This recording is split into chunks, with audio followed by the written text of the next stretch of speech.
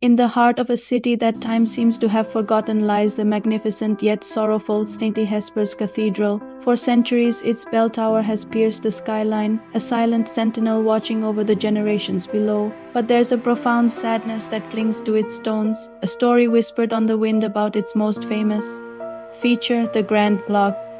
Known to locals not by its official name but as the Stillborn clock, from the very day it was installed over 200 years ago, the clock's hands have never moved. Not once, they are frozen, eternally pointing to a moment that never was. 12 o'clock, its intricate golden face, a masterpiece of craftsmanship, glimmers in the sun, a beautiful but useless ornament.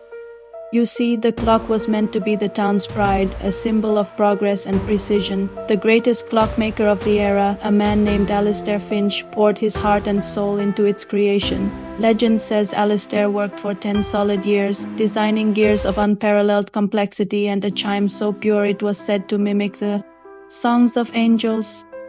The entire town gathered for the grand unveiling, a day of celebration and anticipation. As the final gear was set and the colossal hands were mounted, a hush fell over the crowd. The mayor stood ready, the moment of activation at hand. But as the mechanism was engaged, nothing happened. A dreadful, deafening silence hung in the air, where a triumphant tick-tock should have been.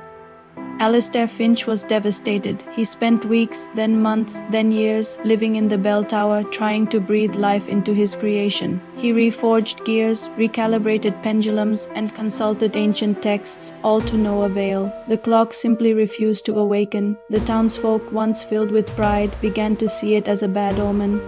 They called it the Stillborn clock, a name that stuck, a constant reminder of a promise unfulfilled. Some say Alistair cursed it in his despair, damning it to an eternity of silence. Others whisper a more tragic tale. They say Alistair's young daughter, who loved to watch her father work, fell gravely ill on the day the clock was to start.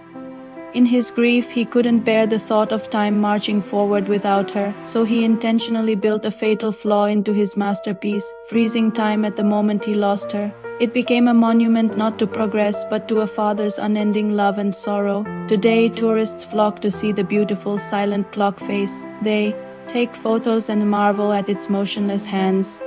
It has become a different kind of landmark. It's not a measure of passing time, but a symbol of time standing still, a reminder that some moments, whether of great joy or profound sadness, are so powerful they can stop the world, even if only in our hearts. The stillborn clock of St. Hesper's doesn't tell the time of day.